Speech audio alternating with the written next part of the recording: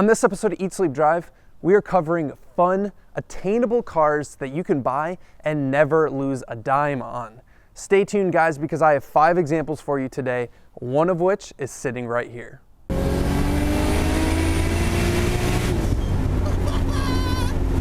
What's going on, guys? Welcome to another episode of Eat, Sleep, Drive, and a very cold one at that. You can see that winter has arrived for sure in Ohio. But the good news is about winter is that you can find a good deal on a car, and that's part of what we'll be covering today on this episode. I'm going to be giving you guys 5 examples of cars that you can buy now, 5 attainable cars that you can buy now and never lose your money on when it comes time to sell. So let's dive into attainable cars. Now, we all know that you can buy a Lamborghini Countach and it will never lose value because it's ridiculously rare, super iconic car, but I don't have $300,000 sitting around to buy something like that, and I'm assuming most of you guys don't. Hopefully you do, but if you don't, these are some attainable cars under $30,000 that are at the bottom of their depreciation and are or on the way back up and are increasing in value. So an important note for all these cars today, I have owned each and every one of these cars, so this is real life examples for me and what I've seen on the market. But all of these cars I have gotten my money out of when I have come time to sell them. You can check out my previous videos if you want to see each one of these cars individually. I have content on all of them. But let's dive into the examples. Now, what we're going to be doing here today is we're going to be talking about the car, obviously, and what makes it so good. And then I'm going to be giving you specific examples on which one you need to buy, because a certain generation of a car could have 6 model years. So I'll give you a specific one which you want to buy, what you want to look out for when it comes to buying those cars, little nuances and stuff like that. So let's dive in. The first car I have for you guys is not this one. We're actually going to be talking about the Lotus Elise. I absolutely love this car. I had a 2005 model and it was wonderful. The great thing about Lotuses, and the reason that I think they're only going to increase in value, at least the Elise, is that it will nothing like this will ever be made again. It is a sub 2,000 pound little go-kart for the street. Modern safety standards it would never meet. The one that I owned broke necks everywhere I went. People love the look. It's a timeless look. I don't think this thing ever ages. It still looks modern, and it's super fun to drive.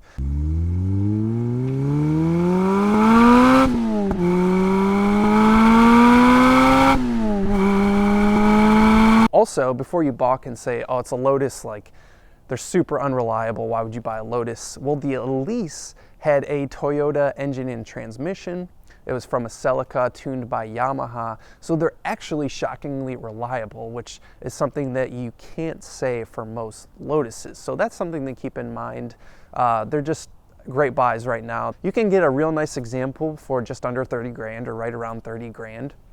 And they'll never be worth less than that. They'll probably be worth more in the future. I would recommend getting any year because they really didn't change much between the years. They were only offered for a couple years here in the States. So find one that's been well kept. The clams on these cars, there's really only like 2 body panels on these things. So make sure it's in good condition, because otherwise it's super costly to replace or repair. But here's an example of a good one that I think would be a good purchase.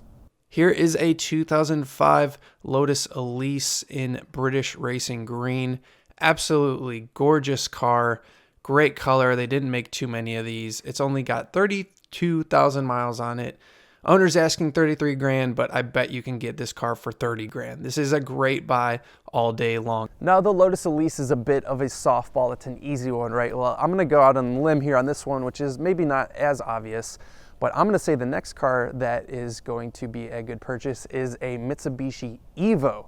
The Mitsubishi Evo Lancer is a super iconic car of the early 2000s. You know how 69 Camaros or old Mustangs are super popular right now because all these baby boomers are buying them? Well, when I was in high school, the Evo was that car to me. That's my Evo to the baby boomers Camaro. These cars were way ahead of their time, all-wheel drive, super fast, super fun to drive. and they're going to be collectible because people like me are going to want them now that they can finally afford them. I couldn't afford one in high school. I don't know about you guys, but I couldn't. So the things you need to look out for with the Evos: the engine, the 4G63, is a super stout engine, not much you have to worry about there. It's really the transmission and the transfer case that are sort of sketchy in those cars. If people do a lot of launches and stuff, they can get pretty worn out, but fortunately there's a lot of aftermarket support. You can get those rebuilt. So really, by any year, the 2006 was the only Evo 9 made, so that's probably going to be pretty desirable. But really get any year that is rust-free. Rust was a big thing for these cars. A lot of you will know that the Subaru STI was a competitor of the time, and the Subaru steel seems to hold up a little better than the Evo steel, but I think there are less Evos and they're going to be more desirable long term. That is my call on that. So the one I owned was an 03. I got my money out when I got out of it, and it was a huge piece of crap because the person that I bought it from didn't take care of it. So buy a nice condition one, something that hasn't been messed with too much. Make sure it's rust free. That's the big thing with these cars. They're kind of hard to find now in this condition, but here is one example. Here is my pick for an Evo. This is in Orlando, so it's in the South. This thing should be rust-free. It's a 2003 Evo 8 for $15,500. It's got a boatload of miles, 175,000 miles on the body, but it looks like the engine has been refreshed. This is what I would call a driver. This is something that you can buy and drive, and I still think it's going to hold its value. When I went to look at these cars, the super clean ones are already getting very expensive. So if you have a little money and you can invest in one that's a little closer to stock or has lower miles, do it. They're already going up in value.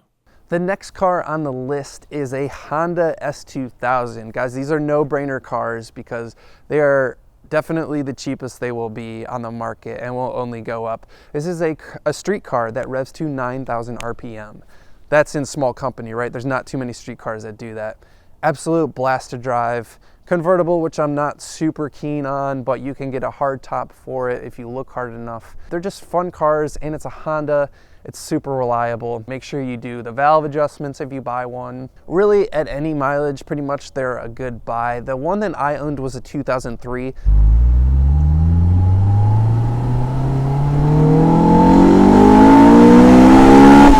And that is the year I would recommend. I would get any AP1 version.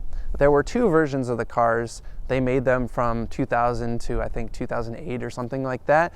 But you want the 2000 to 2003, that's the AP1, because that is the one that revved to 9,000 RPM. And that is why I think this car is going to be collectible. So buy an AP1.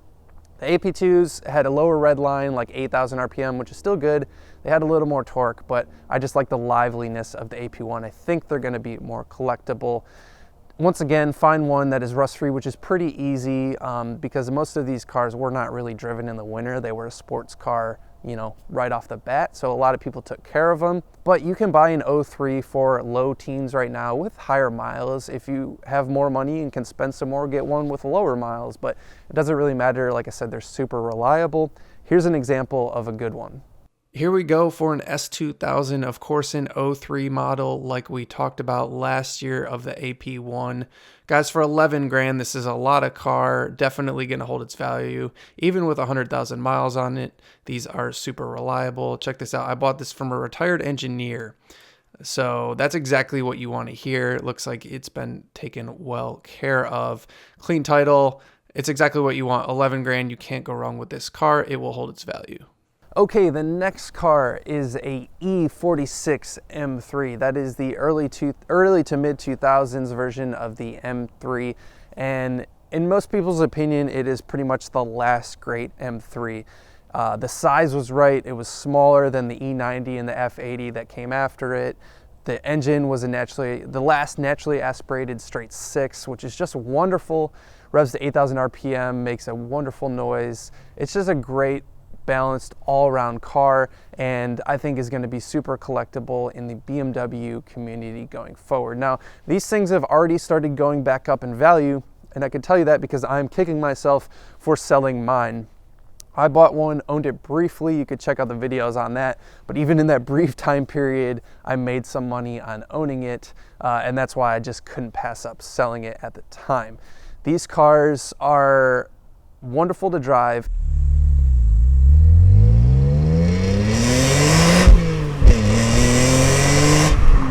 Are not as reliable as some of the other cars I've mentioned, so keep that in mind. There will be some maintenance costs involved with these cars, so hopefully you can do your own work. Things like vanos or oil leaks, typical BMW things. But if it's me, I'm gonna buy a later version, like a 2004, 2005, 2006. The early cars like the 2001, they had some rod bearing issues, which most of were replaced under a voluntary recall that BMW did, but still makes me a little uneasy. I would still buy one if it has the right history and you know, right records and everything like that, as long as it's the right price. The biggest thing with these cars, bar none, is the fact that it's a manual transmission. Make sure you buy a manual. Do not buy the SMG transmission. The SMG was like this automated manual contraption in the very early days of that kind of thing, and it's trash. It's just really, really bad. It will break, and it just sucks in general. So make sure you buy a manual. Unfortunately, everyone wants the manuals, so they're more expensive, but it's worth it. Trust me, these cars are gonna hold their value super well. Here's a good example of a good buy. This is actually a very good deal on an E46 M3, 2006 model, so last of that generation. It looks super clean. It is a little higher mileage, but if this thing has been well kept, 15 grand is actually pretty well bought for this car. Like I said, it's got to be a manual, and this one is. It is a really good buy. Well, enough waiting. I've danced around this car all episode. It's finally time to get to this car, a Nissan 240SX. Incredibly iconic car, which you can see is a theme today for sure. You know, late 80s, early 90s. This car, front engine, rear wheel drive, super simple. You know, outperformed a lot of cars for its time, but also the fact that these things are like Legos and you can put any engine you want in them.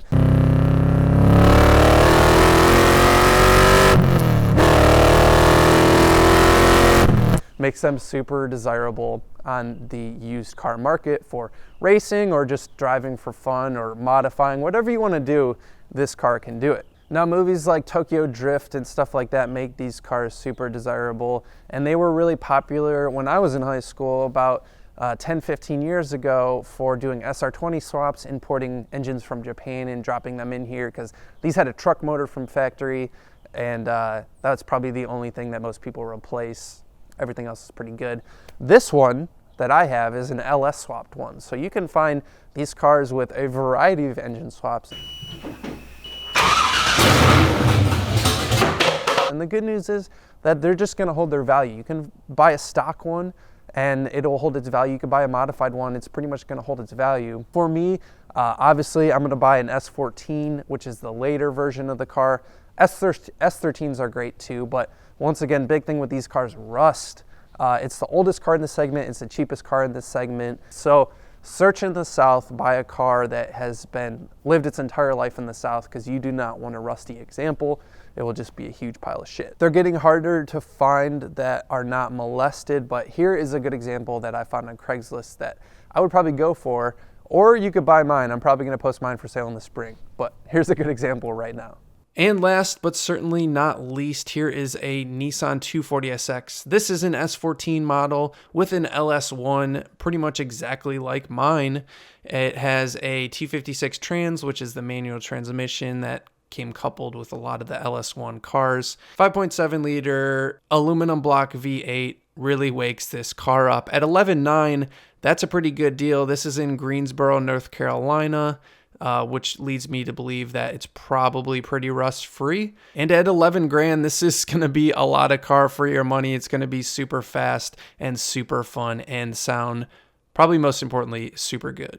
Well, guys, that's it. That's the 5 different cars. And once again, these are cars that I've owned, I've had experience in, I've had good experiences in buying, owning, driving, and then subsequently selling, and at minimum breaking even, like I said. And once again, these are cars that are just going to be going up or staying flat in value. So you won't lose your money. It's a good buy all around, any one of these cars. If you want some tips for buying used sports car, I made a video about like some tips that I use when it comes to buying cars that will help you get the best deal. I'll put a link to that here if you want to check that out. Let me know what you guys think in the comments below. Do you agree with my assessment of these cars? I would love to know. As always, I appreciate you guys watching, and we'll see you on the next episode of Eat, Sleep, Drive.